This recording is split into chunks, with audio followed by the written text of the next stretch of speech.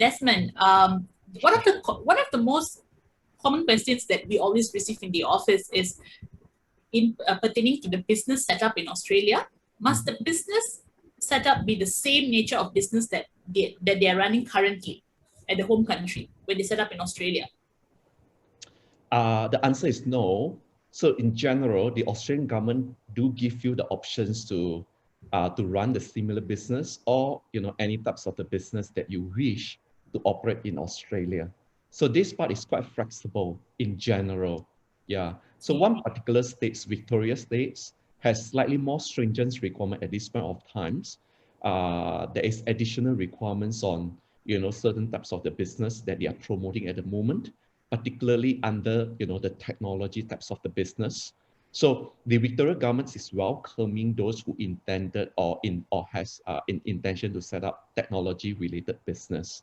So if you're looking at anywhere else in general, you can be running any types of the business as you like, whether it is just food and beverage, F&B, or those who intended to engage in property developments, or those who intended to just run a small servicing or consulting company.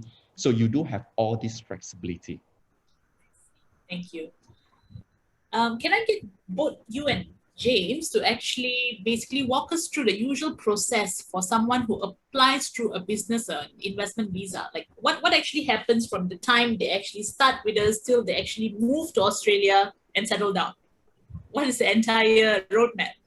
Yeah. Can I start first, James? Yeah. Okay, before I forget, yeah. So in general, I think the first step is the meeting and getting to know the clients well. So we do go through, a process where we get to know clients well, and we understand their intention, and we assess to see what options is best for them. And sometimes, I do come across where clients come to us with certain programs in mind, but after the discussion and after the meetings, we identify that, certain programs could be much better. So for example, I have met with clients who comes with the mindset that they intended to apply for business innovation 1AA visa. But after the discussion, we do notice that they in fact suitable for the GTI. Right. So we do have clients who came to us by, who has a daughter, in the year 12, not be able to return back to Australia, and in a hurry to get back to Australia because this is the final year exam, which is very crucial. So, and after discussion, we the clients is also having the capacity to invest 5 million. So this is the particular one that I have started with these clients.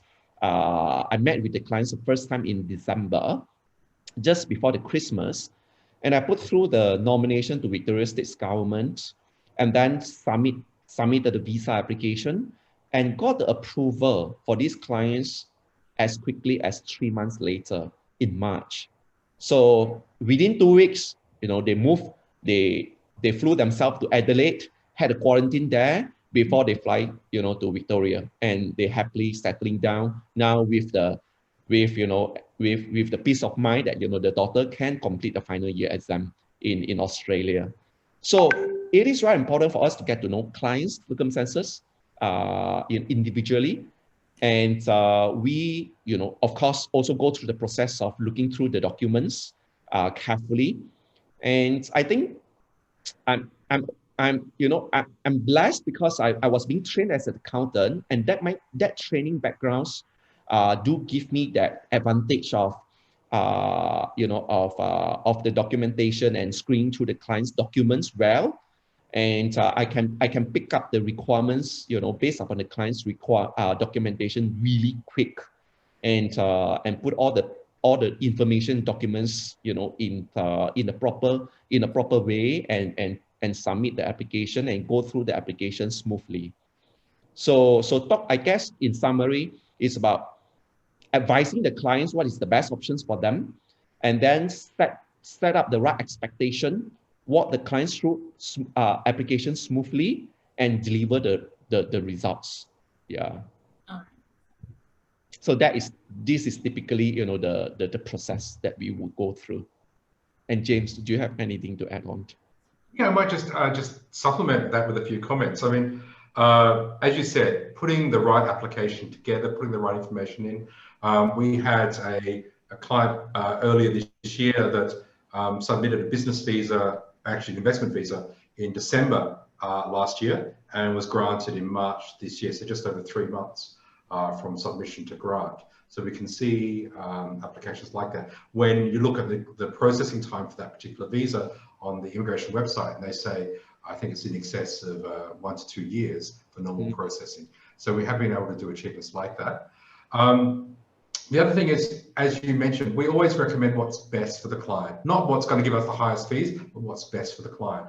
So I had a 132 client not long ago that was better off with the GTI. It was going to be cheaper and faster for them. So we recommend that. And there's also other things. We do understand the position of the clients. Desmond is a trained accountant. I was a certified project manager before, so due diligence, risk management are very important to me. I want to make sure the client's protected. When we look at strategies, we ideally want to have backup options for them as well. And we want them to fully understand what their options are. So for example, we know the 188B is currently 1.5 million with a government bond, and it's going to increase to 2.5 million from July. Now, does that mean you're better off doing it now versus July? Maybe, maybe not, because there is a flip side to this. The 2.5 million will be in commercial investments, which will get commercial returns, which are typically around 8 to 12%. Whereas the 1.5 million goes into a government bond and earns almost zero. Although the base amount is safe, it earns almost zero. In fact, the interest was actually negative recently, but it's capped at zero. So, you know, you need to weigh these options up to decide what is best for you. So there's a lot to consider, and you really need someone who understands all these different factors, all these different considerations to really guide you through and explain what needs to happen, what you need to do, and what you should consider. So it's not always going to be, yes, you know, go ahead right away. It might be you're better off doing this, or you can save money if you do this, or you know, there's a lot to consider. This is a very, very complex subject. And we know Australia. I guess that's the other thing to say. I'm Australian. Desmond's an Australian permanent resident. We know Australia very, very well. So you're in very good hands. Definitely. I trust that. I trust that for sure. Being in the company for 11 years, the synergy between Desmond and James, it's definitely great. Okay. So James, can one retire in Australia? Does Australia have any specific programs for retirement? Yeah, that's a good question. We did have a retirement visa. It was an investment visa a few years ago, but that's actually stopped. There's a couple of things I think anyone thinking about retiring in Australia, and this comes up a lot because, you know, people have got a job now and they don't necessarily want to give up their job now and take the risk of going to a new country, but they do want to make sure that when they retire, they're going to a country that has a good healthcare system, that's going to give them benefits and clean air, and not going to have to worry about haze, and for their children and grandchildren to have a good environment to grow up in. But one of the challenges, and I guess this is the most important thing when you're thinking about this, is age, because most of the migration pathways have age limits. The general skilled migration is capped at 45 years or under 45. Most of the business investor visas are capped at being under 55. Now, there can be exceptions. We can get business investor people through even when they are 55 or over, but you have to increase the investments you're doing, and significantly. For example, I had a client last year that was doing the 188B investor, normally 1.5 million, but he was above 55, he was 65 years of age, and he had to invest 3 million instead of 1.5 million because he was 65. So an important consideration, I guess it's the golden rule of immigration, is if you're eligible, then generally you want to apply while you're eligible because things will get more difficult. The numbers of people applying increases every year, and it becomes more and more difficult. I mean, Desmond mentioned about the requirements increasing. The requirements are increasing simply because the number of people applying is so high and increasing every year that the government can increase the requirements to get the best people and still meet all of their planning limits, because the numbers of people applying every year is increasing. As Desmond also said, the last 4 years, Australia's overtaken the US as being the #1 preferred destination for business and investment and high net wealth individuals. So, you know, the numbers are increasing. It's a competitive program. Age is critical. So don't delay things. My advice for anyone seeking retirement is to find out your options now. You might still decide to do it later, but at least find out your options now. Find out what deadlines exist. But even aside from any deadlines, hard deadlines that we can identify, you do have to understand the requirements are going to keep increasing. The 188B, for example, when it was introduced in 2012, was 750K. Sorry, prior to 2012, it was 750K. Then 2012, it went to 1.5 million. Now it's going to 2.5 million. So these requirements do increase. Numbers increase, it becomes more competitive. So you need to consider this. So find out your options now, find out what you need to do, and then you can make decisions. But once you understand what all the options are. While being on the same note, James, can you just quickly run through the significant benefits of an Australian PR, please? Sure. One of the nice things about permanent residents in Australia is they get most of the same benefits that citizens get. My company is based in Singapore, and in Singapore, people on permanent residency don't get the same benefits as citizens. So one of the great things I think about Australia is that permanent residents are treated very well, and they're able to get almost the same benefits as citizens. One of the biggest benefits is healthcare, and we have a well-recognised healthcare systems recognised as one of the best in the world, if not the best.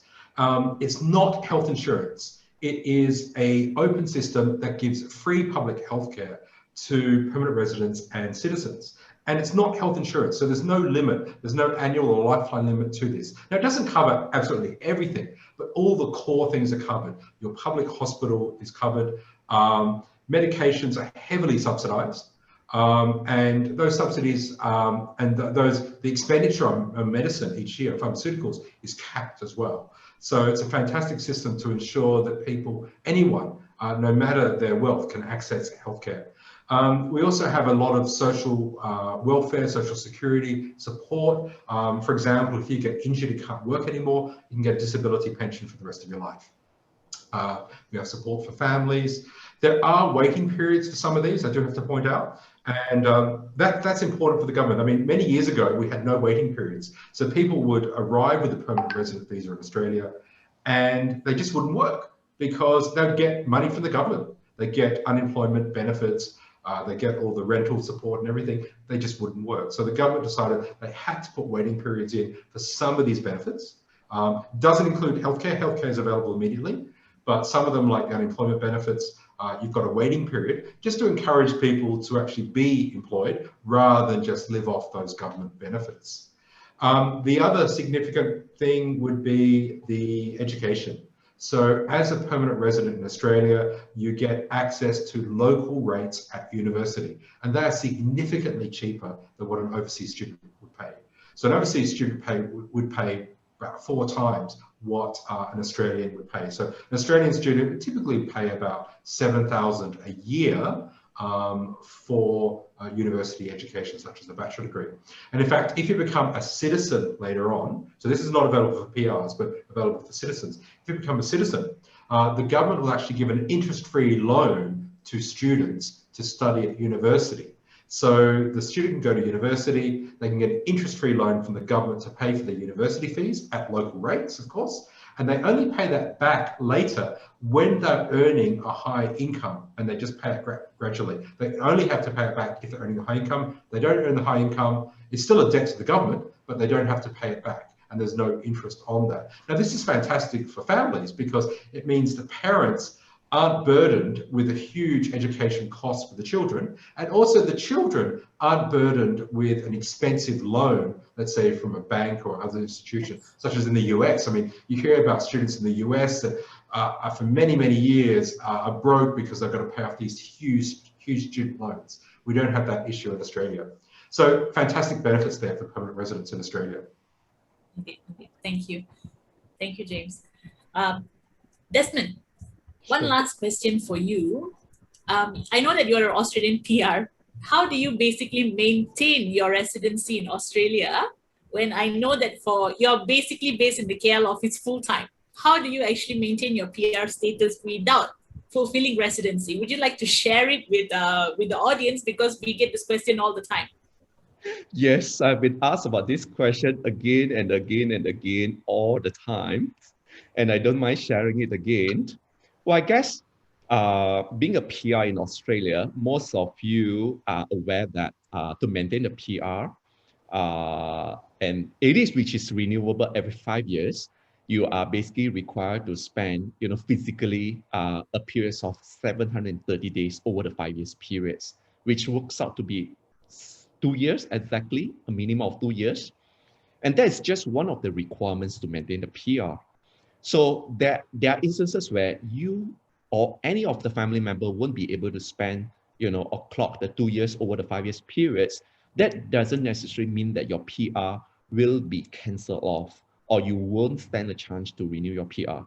So my case, as an example, the nature of my job does play an important role in terms of promoting the Australian migration and the number of the cases that we have handled, the amount of the investment that we have brought in to Australia through our clients every year is significant. And that has been seen as, a significant ties with Australia, which helps me to renew my PR per se. Yeah. So there are also cases where, for example, if you have a property there in Australia, you have family members living in Australia, or you have children studying in Australia while you and your wife or you and your spouse are still continuing living in your home country. And these are all ties that Australian government would be taking into consideration to renew your PR. So the bottom line is you have to be seen as still having a ties with Australia with an intention to come back to Australia. So if you pass this test, then you can get your PR renewed. So the way I look at most of the majority of the clients, in fact, especially under the business and investment category, for example, it is not about them moving entirely to Australia. They are still maintaining certain residency in Australia and certain residency in their home country. Yeah. And yes, you can renew your PR based upon various ties. So I would say on average, our office on every year probably helping at least between 30 to 50 clients on average every year, renewing the PR while from over the many years. And we have seen them coming back again, and we always ask, why are you still here? Why are you not moving to Australia yet? Right. So we have seen them returning, every year and getting our help to renew their PR. Yeah. That's right. Okay, thank you. Yeah, thank you, Desmond. Thank you. So yeah, James and Desmond, thank you both for the very, very insightful sharing. I think we have also, I think a good point to note is as much as this pandemic has made many rethink about their migration decisions, right? If we may be transparent with you, during this recovery period, we are in fact overwhelmed with an increased interest of potential applications, right? Applicants who are wishing to explore migration for their own reason. With the current border closure, for example, we have parents who are not able to travel to Australia to visit their kids. Spouses are torn apart. One is in Australia, one is stuck in Malaysia. That isn't it, right, Desmond? I think we've seen James and Desmond. We are seeing an increased interest of applications. In fact, yes. So, for example, last week I've just helped and engaged with a client who is at the age of 70 years old, and the husband who is 74 years old, with the daughters living in Australia working as a doctor. So at this age, the priority is to be able to spend times with the children's, and not being able to travel to Australia is really not a pleasant experience for them. So they eventually decided to proceed with the with the highest investment programs of 5 million. So we have cases like this, which a lot to many people before pre-pandemic, they don't feel a needs. But now, yes, the needs arises with valid reasons. There are people doing it because the children are being able to go back to Australia to study, and they are applying this to get the children over. Yeah, there are also cases where they do see, the some effective management that has been, adopted by the Australian government over the past 1 year, and they are convinced that that is a right place for the family to to stay. Yeah, yeah. So we are blessed to a certain extent, when the pandemic started and we were talking how is our business is going to be end up, but very quickly, everything bounced back and we are very busy. Yeah, we are extremely busy. In fact, we are blessed to be busy. I think many are also doing this as a backup residency, right? And some are very impressed with the way Australia is actually handling this entire crisis of the pandemic. And the increased interest is also due to this as well. So talking about impressed, okay, we have now come to the special part of the session, which is the sharing of our once client, but now a very good friend, Stephen. Stephen has been kind enough to update us from time to time about his move to Australia during this restricted period, okay? So we learned about his experience. We are again convinced why people still choose Australia as their #1 migration destination, okay? So I think you can learn more from Stephen. Stephen, are you there? Hi, I'm Stephen. here. Welcome, Hello. Stephen. Thanks for joining us. Thanks for Hello, joining us. Thank you. Hi. Hi, Desmond. Hi, Audrey. How are you in Queensland? James. Good to see you. I know. Good. Everything is good. Good to see you guys. And thanks for helping me with my visa process. You guys are awesome, Well, you eventually know what the PR means. You have Yes. gotten the PR for a while, and until you landed in Australia to feel Yes. exactly what the PR means to you. Yes, it is right now. Yes. So sorry, are you guys seeing me? Because I'm not very sure. Yes, we can see you, Stephen. We can see you. We can see you very well. Don't worry. Okay, cool. Yeah. No, I'm in my kitchen right now. I don't have fancy wallpaper like you guys, okay? Okay. Be natural. And I'm in Brisbane, in Queensland, sunny Queensland. So it's a pretty nice city here, actually. Yeah. Sure. Stephen, we at the point where this pandemic is still, at the recovery stage, right? We have many clients who want to move. They're also a little bit worried about what's going to happen. Is it fine? Is it a good time to move? So do you mind sharing with us your experience from leaving Malaysia to reaching Australia, including the procedures you had to undergo? You left in February, isn't it? Yes, I left in February, yes. Please share with us. Thank you. There's never a good time to go, to be honest with you. I mean, I've had my visa for almost 5 years now. This is my 5th year, and I keep on delaying it, and that's partly because I think there's this sense of, I've got everything settled in KL. Do I go? Do I not go? I know I need to go, but it's when to go. So my advice to people who are still thinking whether to go or not to go is just go. Trust me, because the minute you arrive here, your worries, you don't have any worries really. And I'll explain to you why you don't have any worries later. I'm one of those guys who are actually pretty worried about, hey, will I get a job? Will the money I bring over sufficient to live on? Blah, blah, blah, blah, blah, blah. I'm the worst person when it comes to security. I'm a worrywart. But I wasted 4 years of my life in KL not coming. So eventually I make my journey during a pandemic, during a lockdown, during a time whereby Australian government is closing and opening and closing and opening borders because of the pandemic and changing the quotas, the international arrival quotas. And on top of that, you have having to deal with airlines, which is a pain in the ass. Sorry, I say bad word here. But, it's never easy working with airlines trying to fly out of Malaysia and into Australia. But everything, you know, you just have to do it at the end of the day, right? So I left in February. You were asking my process, how did I do it? Is it Yeah, Audrey? any particular procedures that you had to undergo? Okay. Yeah.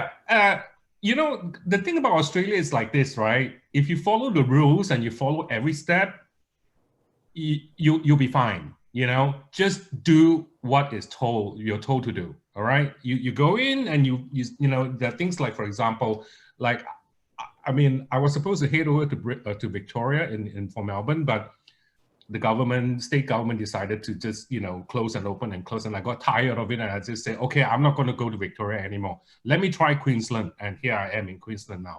But before going over, I didn't know that you have to register state government's arrival declaration as well. Aside from that, you also have the Commonwealth one, you know, which you are doing it as in for the whole country. So once I found out that, oh, hey, you need to do this, then you just do it, right? And then everything goes very smoothly.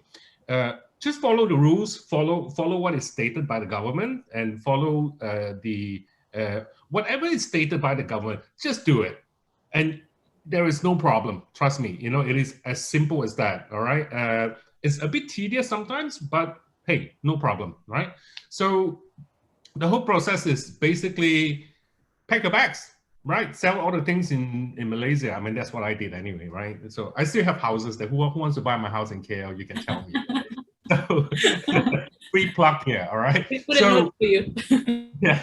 So literally just move my money over to Australia, and well, I moved over before I arrived anyway. You can open a bank account before you actually arrive here, and then just buy your tickets and work your way through to Australia. You go through quarantine here 2 weeks during the pandemic.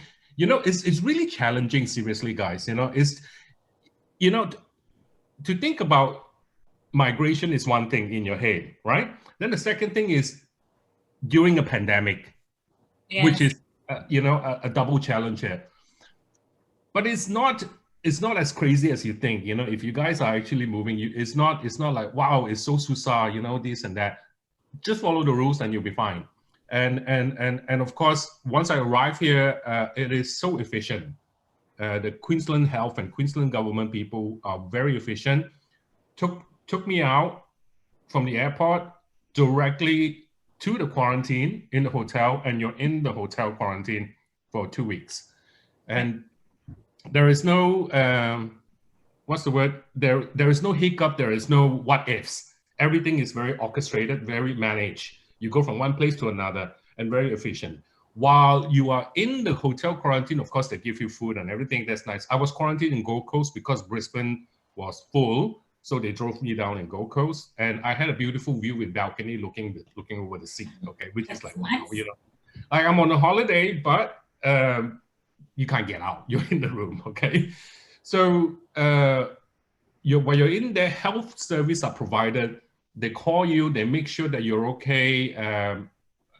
I mean, look, you know, you feel different coming from Malaysia into Australia. I mean, for the Aussies themselves, they probably take it for granted. But for Malaysians, we see it, wow, you know, the government do this for me?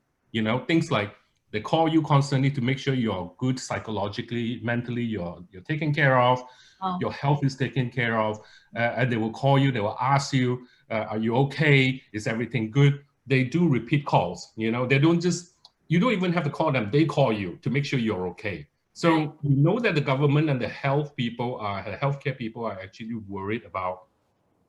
They're also worried that you have COVID and you have community transmission, but they also are genuinely, I feel, worried about you and your well-being. You know, so everything was good. I mean, you know, that's how the whole process works.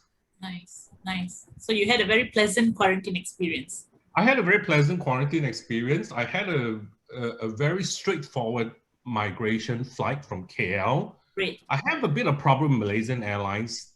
I mean, I would not ever want to do anything with Malaysian Airlines. I'm sorry. So, you know, I went through via Singapore Airlines, and but it was good. It was good. You know, it was a smooth process. Right. both in leaving Malaysia and arriving in Australia. That's really good to know. Stephen, the fact that you've been in Malaysia when COVID actually started, right? The fact that the pandemic began, you were in Malaysia. You have seen how things were handled here. And at the same time, now you are experiencing the same pandemic in Australia. Is there anything that you think that, how do you feel about it? Any difference, anything worth sharing with us? There's no pandemic here, guys. There really isn't, okay? I mean, I mean, having been in lockdowns and in all these things, you know, I mean, look, I really do love Malaysia, seriously, but, you know, I think the government can do better in terms of managing the pandemic.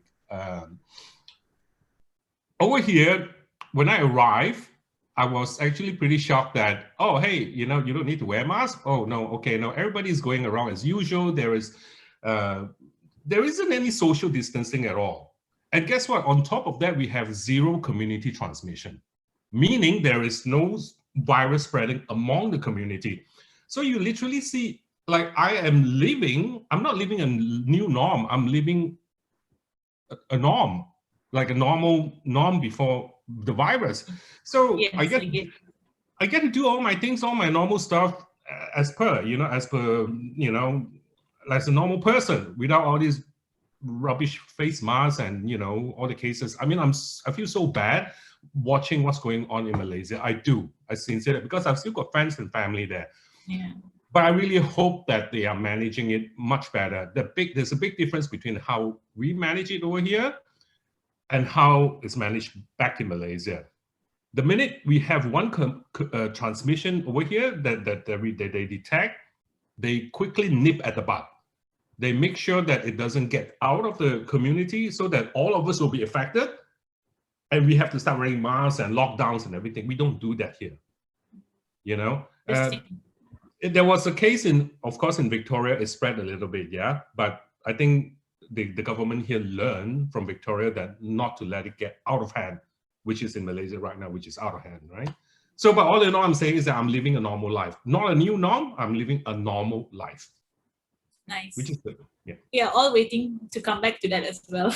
You will, provided that the system in place in Malaysia are managed correctly. Thank you, Stephen. Thank you for that. So just the last question, Stephen, and if, of course, you're more than welcome to add on anything else that you wish to share with us. Being a new PR, are you able to access any sort of benefits already?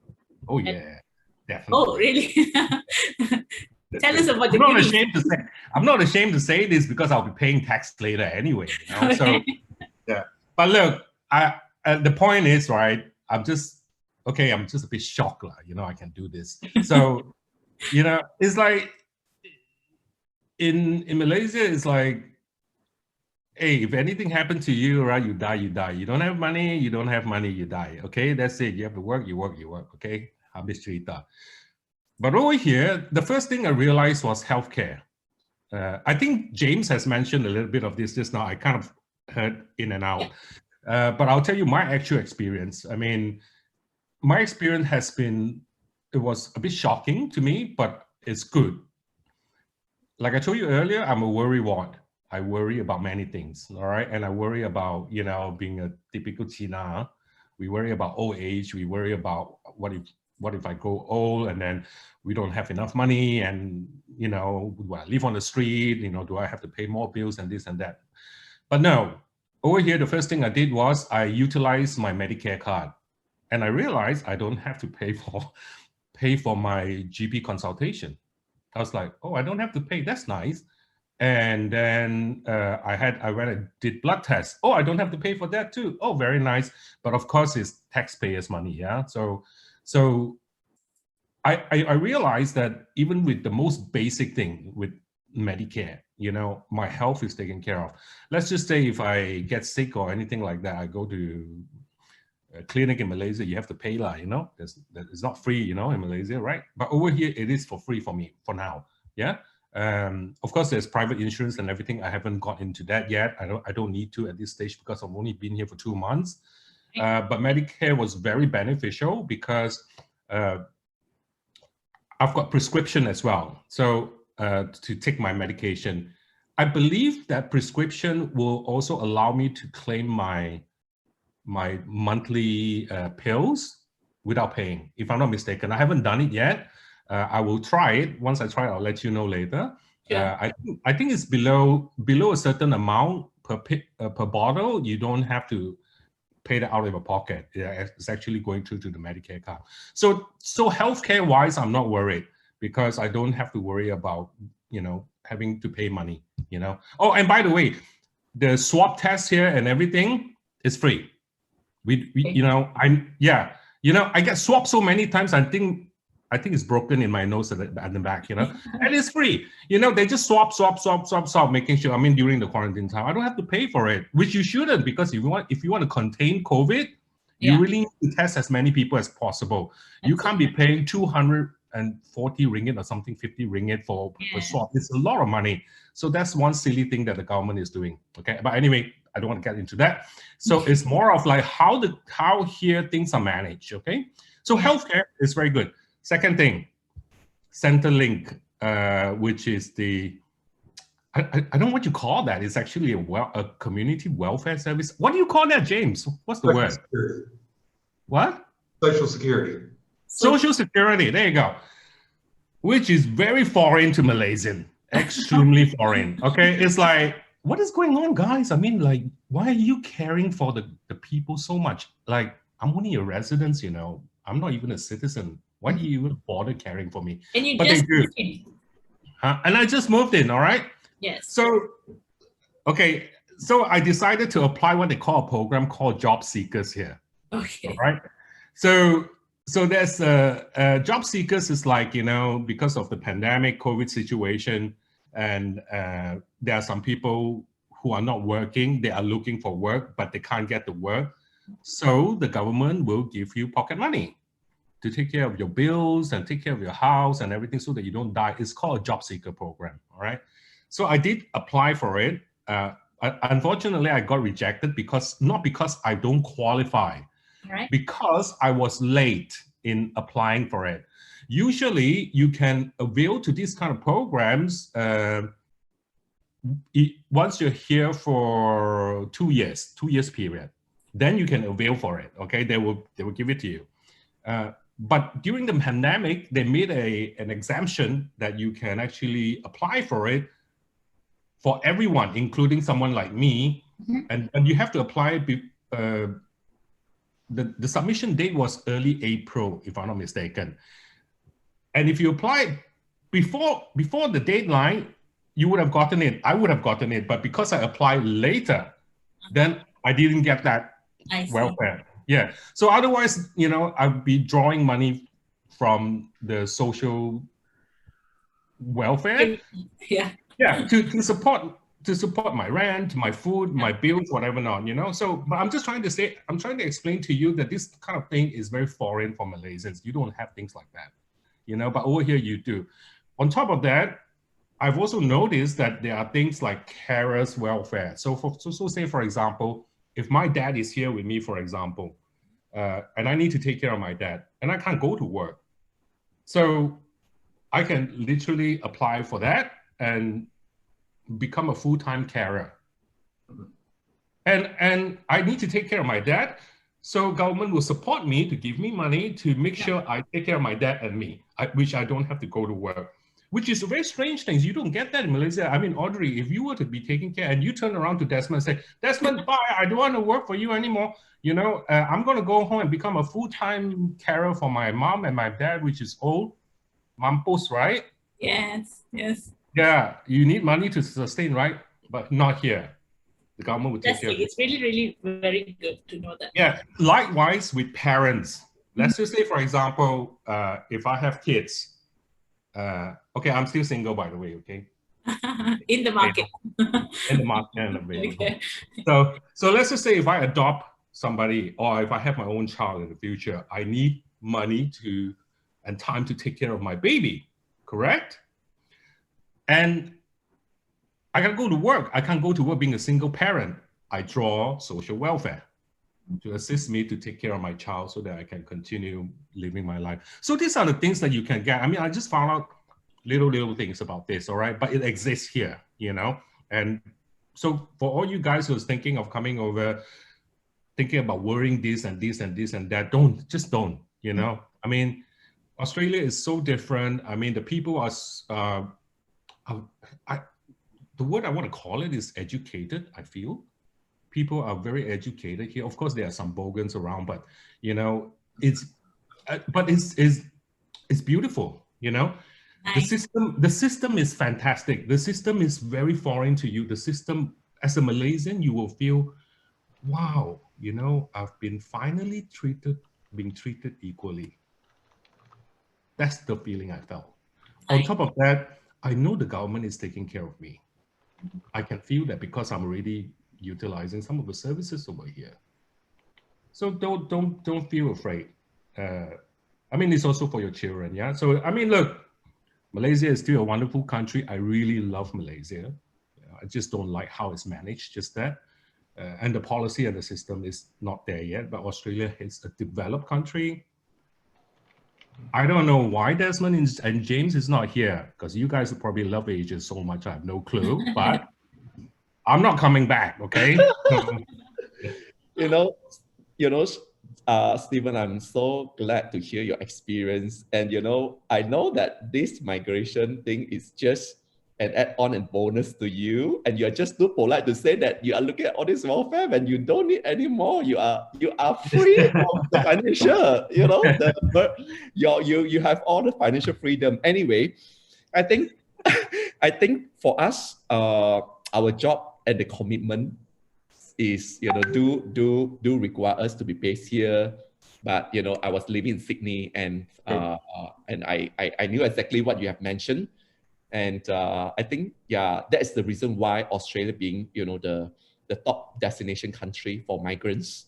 Yeah. And yeah, you know, and again, thank you for sharing. Yes. Desmond and James is there because to help you guys. That's why. Thank you. They are sacrificing their time and their life. Exactly. No, but no, guys, really, I really appreciate what you guys have been doing for me. You know, I mean, it took us quite a long time for me to get my visa done, and also, but I'm very comfortable with you guys. I knew I was in good hands when I came to you, and now I'm living a much better, what's the words, safer, equal legal lifestyle. Yeah, because of the country is good. I mean, don't listen to people saying that, oh, there's a lot of racism here in Australia, la, masale, la, you know, kacau the Asian. It's rubbish. Racism is everywhere. That's all right? true. That's true. All right, I'll tell you this much. I have not faced a single incident over here. All right, the people here do not even look at you as another race. They look at you as a person. That's how it is. All right, there's no such thing as like racism and all those things over here. It's nice. You know, I'm enjoying it. You take care, Stephen, and we catch up. And I hope to visit you. Yes, please do. We will visit you soon. Thank you so much, Stephen. Thank you. I think it's so insightful. It's always the best to get first-hand information from someone who's just moved there, and you've done exactly that for us. Thank you so much. Is there anything else, Stephen, that you wish to share? I miss you guys and I love you guys. I hope you guys help more people out there. Just that. Thank you. Thank you. Yeah, Stephen. Pleasure hearing from you. Thank you, Stephen. Thank you. Thank you. See you guys. I'm going to the beach. Bye. Bye. Have a good weekend. All right. So we've pretty much come to the end of the session now. I think, thank you very much, James. You've been so helpful in replying to all the questions that are going at the back. Thank you for that. So just one last question. For those who wish to migrate to Australia now, right? James and Desmond, what do they do now? What is your words to them? What is your final words for them? And can we have the contact up, please, on the screen? Sure. James, you want to start first with what should they do? It's just a very short, simple message. Talk to us now.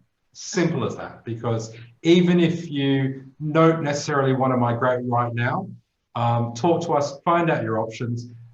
Things do change, things get more difficult. And even if you were to apply now, you could still potentially move to Australia in 5 to 6 years' time. And still have that window depending upon your situation. And in fact, even in some situations, potentially get your PR now, as Desmond mentioned, and even keep renewing it while you live overseas. But the important thing is to understand. So you don't want to be ignorant in this area. You want to understand what your options are, what you can do, what the potential issues are. Find out those now, so at least you can map out a strategy. That's the most important thing. Thank you, James. Desmond, what would you like to add on to that? Times 2, the same message from me. Yeah.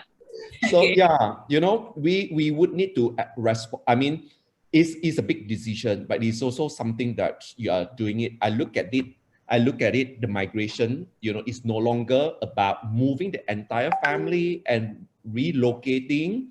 It is about an options. With the pandemic, the whole migration momentum has changed. It used to be something that is doing it for, you know, for you know, for as an options. But now I look at it is you're doing it as a needs, because you need to be, you know, you need to acquire the right residency to be able to spend times and live in the country, you know, with your family, you know, for your children's. So the whole, you know, spectrums for migration has now changed. Yeah. So talk to us and we will guide you properly. Okay. Thank you. Okay, thanks Desmond and James, and of course Steven who joined us earlier. It was a really, really good session for all of you. Thank you for staying through till the end.